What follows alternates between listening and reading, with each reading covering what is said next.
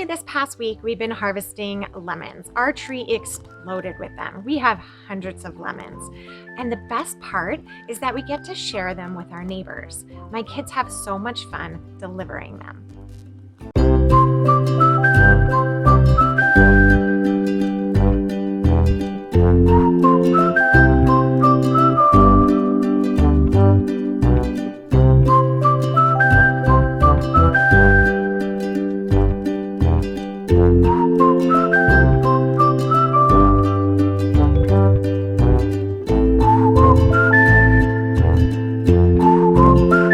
This whole lemon experience reminded me how important community is to me and how easily it can be for you with your garden to grow your own community.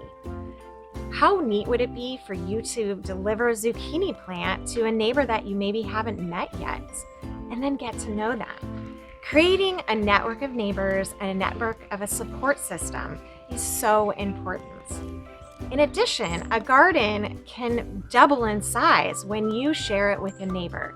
If I'm going to grow a zucchini plant, gosh, it's going to grow so much zucchini. I could just share it with my neighbor, and therefore my neighbor doesn't necessarily have to grow a zucchini plant as well. They can grow something else, and therefore my garden has grown so much bigger. So I hope that you can use this time when you're planning your garden to think about that. What am I going to share with my neighbors? How am I going to coordinate my garden with my neighbor? There's so much community growth that can happen from just starting a garden.